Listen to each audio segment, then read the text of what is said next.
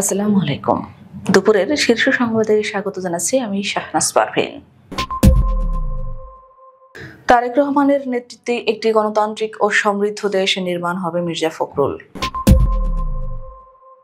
পূর্বাঞ্চলে প্লট দুর্নীতি মামলায় শেখ হাসিনার 5, রেহানার 7 বছরের কারাদণ্ড। বিএনপিতে যোগ দিলেন রেজা কিবরিয়া।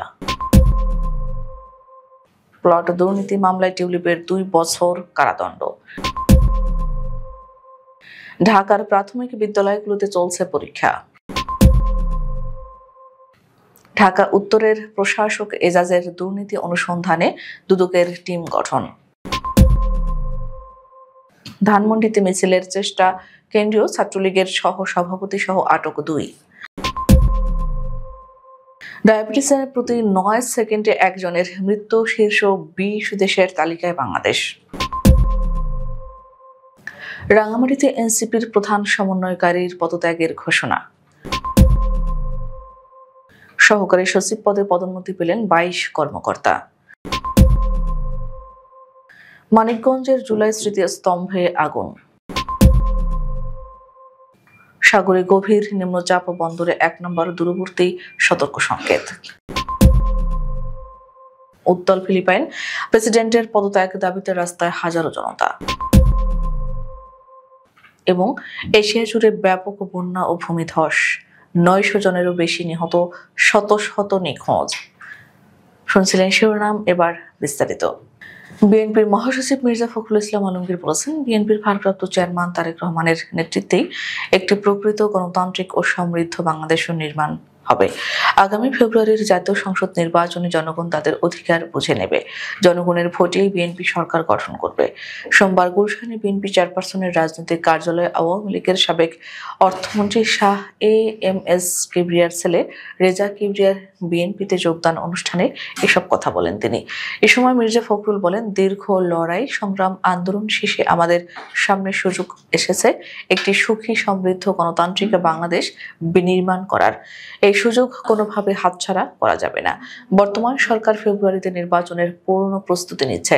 রাজনৈতিক দলগুলো প্রস্তুতি নিচ্ছে। আশা করছি একটি অবাধ ও সুষ্ঠু নির্বাচনের মাধ্যমে জাতি কাঙ্ক্ষিত লক্ষ্যে পৌঁছাবে। তিনি এ সময় রাজধানীর এভারকেয়ার হসপিটালের চিকিৎসাধীন বিএনপি চেয়ারপারসন বেগম খালেদা জিয়ার সুস্থতার জন্য সবার কাছে দোয়া কামনা করেন। পূর্বাঞ্চল নতুন শহর প্রকল্পের রাজধানী উন্নয়ন কর্তৃপক্ষের প্লট বরাদ্দে জালিয়াতির অভিযোগে ক্ষমতাচ্যুত প্রধানমন্ত্রী শেখ হাসিনার 5 বছর, তার বোন শেখ রেহানার 7 বছর কারাদণ্ড দিয়েছে আদালত। এছাড়া অপর 14 আসামিকেও 5 বছরের কারাদণ্ড দেওয়া হয়েছে। সোমবার বেলা 12:15টার দিকে ঢাকার বিশেষ জজ আদালত 4-এর বিচারক মোহাম্মদ রবিউল আলম এই রায় ঘোষণা করেন। আসামিদের বিরুদ্ধে যে ধারায় অভিযোগ গঠন করা হয়েছে সেই ধারার অভিযোগ প্রমাণিত হলে সর্বোচ্চ সাজা যাবজ্জীবন কারাদণ্ড। দুর্নীতি দমন কমিশন মামলা দায়ের করে গত 13 জানুয়ারি। ইতিপূর্বে দুদকের 3টি মামলায় শেখ হাসিনাকে 21 বছর সাজা দেওয়া হয়। এ মামলায় শুধু রাজুক কর্মচারী খুরশিদ আলম কারাগারে রয়েছেন। বাকি আসামি 16 জন সবাই পলাতক রয়েছেন। বিএনপিতে যোগ দিলেন সাবেক অর্থমন্ত্রী শাহ এ.এম.এস কিবরিয়ার ছেলে রেজা কিবরিয়া। সোমবার গুলশানে বিএনপির চেয়ারপারসনের রাজনৈতিক কার্যালয়ে এক অনুষ্ঠানের মাধ্যমে আনুষ্ঠানিকভাবে বিএনপিতে যোগ দেন তিনি। যোগদান অনুষ্ঠানে উপস্থিত ছিলেন বিএনপি মহাসচিব মির্জা ফখরুল ইসলাম আলমগীর ও স্থায়ী কমিটির সদস্য সালাউদ্দিন আহমেদ। বিএনপির মহাসচিবের হাতে ফুলের তোড়া দিয়ে যোগদান শেষে রেজা কিবরিয়া বলেন, বিএনপি একমাত্র দল যাদের হাতে একাধিকবার গণতন্ত্র প্রতিষ্ঠিত হয়েছে। 75 সালে শেখ মুজিবের বাকশাল হটিয়ে বহুদলীয় গণতন্ত্র প্রতিষ্ঠা করেন বিএনপির প্রতিষ্ঠাতা শহীদ প্রেসিডেন্ট জিয়াউর রহমান। ঠিক তেমনি হাসিনার সমর্থনে স্বৈরাচার এরশাদকে হটিয়ে বেশি গণতন্ত্র ফিরিয়ে আনেন বেগম খালেদা জিয়া। এ সময় বিএনপিতে যোগ দিয়ে গর্বিত বলে জানান রেজা কিবরিয়া। রেজা কিবরিয়া হবিগঞ্জ 1 আসন থেকে আগামী জাতীয় সংসদ নির্বাচনে ধানের শীষ প্রতীকে নির্বাচন করতে চান। ফ্যাসিস্ট আওয়ামী লীগ সরকারের আমলে প্লট বরাদ্দে দুর্নীতির অভিযোগে করা মামলায় ক্ষমতাচ্যুত সাবেক প্রধানমন্ত্রী প্রধানমন্ত্রী শেখ হাসিনার বোনের মেয়ে ব্রিটিশ এমপি টিউলিপ সিদ্দিককে 2 বছর কারাদণ্ড দিয়েছেন আদালত। একই সঙ্গে 1 লাখ টাকা জরিমানা করা হয়েছে। সোমবার ঢাকার বিশেষ জজ 4-এর বিচারক রবিউল আলমের আদালত এই রায় দেন। দুর্নীতি দমন কমিশনের এ মামলায় সাজায় যুক্তরাজ্যে বিরূপ পরিস্থিতির মুখে পড়তে পারেন টিউলিপ। তার এমপি পদ ছাড়তে চাপ বাড়বে।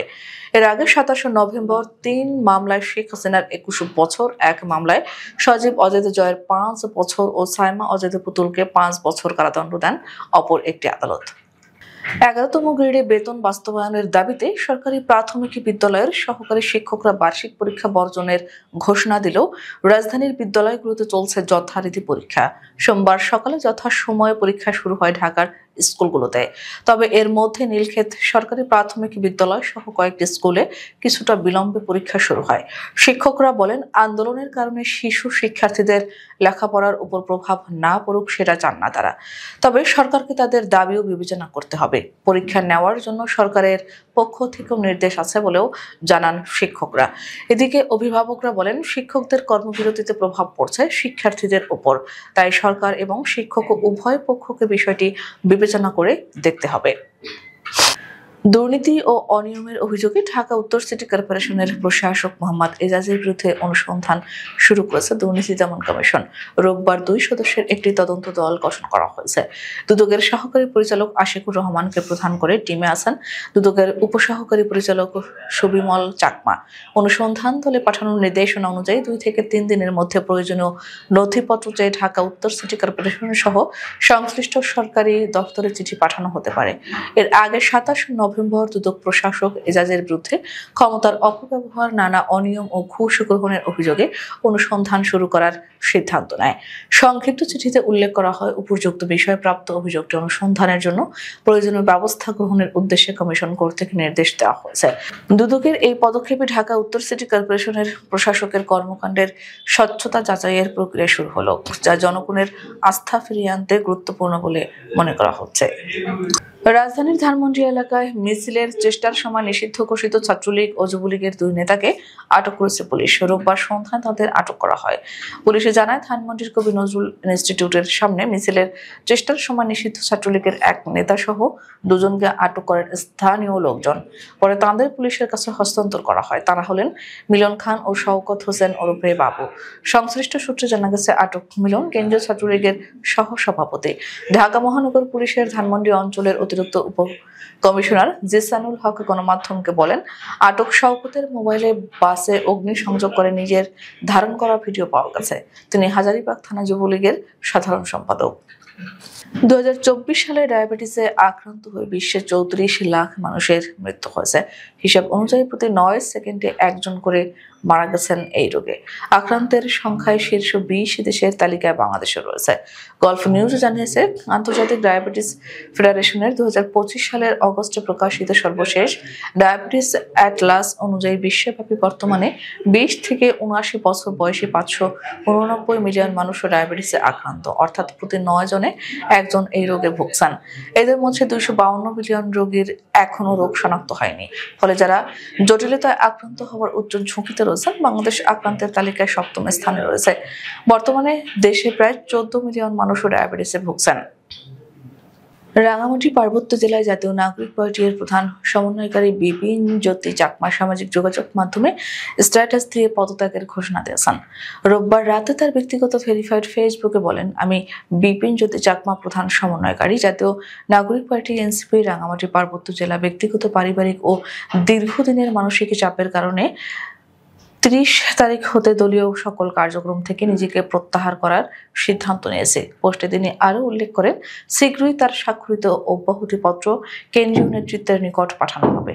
এর আগে গত 14 নভেম্বর ব্যক্তিগত ও পারিবারিক কারণ দেখিয়ে এনসিপির রাঙামাটি জেলা কমিটির যুগ্ম সমন্বয়কারী উজ্জ্বল চাকমা পদত্যাগ করেছিলেন।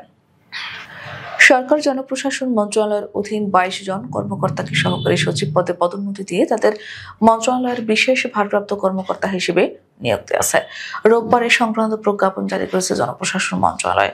জনপ্রশাসন মন্ত্রণালয়ের প্রজ্ঞাপনে বলা হয়েছে, বাংলাদেশ সরকারি কর্ম কমিশন সচিবালয় 27 নভেম্বর 2025 তারিখে প্রদত্ত পরামর্শের ভিত্তিতে এসব পদোন্নতি ও নিয়োগ দেওয়া হয়েছে। মানিকগঞ্জ সদর উপজেলার মানরা এলাকায় অবস্থিত জুলাই স্মৃতিস্তম্ভে গভীর রাতে আগুন দিয়েছে দুর্বৃত্তরা। আগুনে স্মৃতিস্তম্ভটির একটি অংশ পুড়ে কালো হয়ে গেছে। রোববার দিনগত রাত আনুমানিক 3:30টার দিকে এই নাশকতামূলক ঘটনা ঘটে। সোমবার বিষয়টি নিশ্চিত করেন মানিকগঞ্জ সদর থানা অফিসার ইনচার্জ মোহাম্মদ কামাল হোসেন। ঘটনাস্থলের সিসিটিভি ফুটেজে দেখা যায়, রাতের অন্ধকারে একটি প্রাইভেট কার স্মৃতিস্তম্ভের সামনে এসে থামে। গাড়ি থেকে নেমে আসা দুই ব্যক্তি আগে থেকে প্রস্তুত দুটি টায়ারে পেট্রোল ঢেলে আগুন ধরিয়ে দ্রুত স্থান ত্যাগ করে। দক্ষিণ ও পশ্চিম বঙ্গোপসাগর ও তৎসংলগ্ন তামিলনাড়ু উপকূলে অবস্থানরত গভীর নিম্নচাপটি বর্তমানে উত্তর দিকে অগ্রসর হয়ে দক্ষিণ পশ্চিম বঙ্গোপসাগর ও সংলগ্ন তামিলনাড়ু অন্ধ্রপ্রদেশ উপকূল এলাকায় অবস্থান করছে। এর প্রভাবে দেশের 4টি সমুদ্র বন্দরকে 1 নম্বর দূরবর্তী সতর্ক সংকেত দেখিয়ে যেতে বলা হয়েছে। পাশাপাশি পরবর্তী নির্দেশ না দেওয়া পর্যন্ত উত্তর বঙ্গোপসাগরে মাছ ধরার নৌকা ও ট্রলারগুলিকে গভীর সাগরে বিচরণ না করতে নির্দেশনা দেওয়া হয়েছে। সোমবার আবহাওয়া অধিদপ্তরের আবহাওয়াবিদ শাহনাজ সুলতানার দেওয়া আবহাওয়ার বিশেষ বিজ্ঞপ্তিতে এ তথ্য জানানো হয়। আবহাওয়া অধিদপ্তর জানায়, গভীর নিম্নচাপটি আজ সকাল 6টায় চট্টগ্রাম সমুদ্র বন্দর থেকে 630 কিলোমিটার দক্ষিণ পশ্চিমে, কক্সবাজার সমুদ্র বন্দর থেকে 1595 কিলোমিটার দক্ষিণ পশ্চিমে, মংলা সমুদ্র বন্দর থেকে 1475 কিলোমিটার দক্ষিণ পশ্চিমে এবং পায়রা সমুদ্র বন্দর থেকে 1490 কিলোমিটার দক্ষিণ পশ্চিমে অবস্থান করছিল। ফিলিপাইনে জলাশয় নিয়ন্ত্রণ অবকাঠামো প্রকল্পে বড় ধরনের দুর্নীতির অভিযোগ উঠেছে প্রেসিডেন্ট ফার্দিনান্দো মার্কোস জুনিয়রের বিরুদ্ধে। তার পদত্যাগের দাবিতে রাজধানী ম্যানিলায় হাজার হাজার মানুষ বিক্ষোভ করেছে রোববার। এতে রাজধানী জুড়ে উত্তেজনা ছড়িয়ে পড়ে। কিলুসাং বায়ান কুন্দ্রা কোরাকেট বা জনগণের দুর্নীতি বিরোধী আন্দোলনের ব্যানারে লুনিটা ন্যাশনাল পার্ক থেকে শুরু হয়ে মিছিলটি প্রেসিডেন্টের প্রাসাদ মালাকানিয়ার এর দিকে অগ্রসর হয়। আয়োজকদের দাবি, বিক্ষোভকারীর সংখ্যা 20,000-এরও বেশি ছিল। অনেকে মার্কোস ও ভাইস প্রেসিডেন্ট সারা দুতার্তের মুখোশ পরে অংশ নেন এবং তাদের দুর্নীতিগ্রস্ত কুমির হিসেবে ব্যঙ্গ করে বানানো বিশাল প্রতিকৃতি রাস্তায় প্রদর্শন করেন। প্লাকার্ডে লেখা ছিল, মার্কোস পদত্যাগ করো ও সব দুর্নীতিবাজকে জবাবদিহির আওতায় আনো। সাম্প্রতিক দুটি শক্তিশালী টাইফুনে 250 জনেরও বেশি মানুষ মারা যাওয়ার পর জনরোষ আরও তীব্র হয়। এশিয়া জুড়ে ব্যাপক বন্যা ও ভূমিধসের ফলে 900 জনেরও বেশি মানুষ নিহত এবং শত শত এখনও নিখোঁজ। ঘূর্ণিঝড় সৃষ্ট মুষলধারে বৃষ্টিপাতের ফলে এই সপ্তাহে ইন্দোনেশিয়া, থাইল্যান্ড এবং মালয়েশিয়ার কিছু অংশ ক্ষতিগ্রস্ত হয়েছে। ইন্দোনেশিয়ার সুমাত্রা দ্বীপকে অন্য দুটি দেশ থেকে পৃথককারী একটি সংকীর্ণ জলপথ মালাক্কা প্রণালীতে একটি বিরল গ্রীষ্মমণ্ডলীয় ঝড় তৈরি হয়েছে। খবর CNN। শ্রীলঙ্কায় একটি পৃথক ঝড় আঘাত এনেছে, যার ফলে এখন ভারতের দক্ষিণ উপকূলের দিকে ভারী বৃষ্টিপাত হচ্ছে। তীব্র আবহাওয়ার কারণে ইন্দোনেশিয়ায় কমপক্ষে 435 জন, শ্রীলঙ্কায় 334 জন, থাইল্যান্ডে 162 জন এবং মালয়েশিয়ায় 2 জনের প্রাণহানি ঘটেছে। কর্মকর্তারা সংবাদ সংস্থাকে রয়টার্স এসব জানিয়েছেন।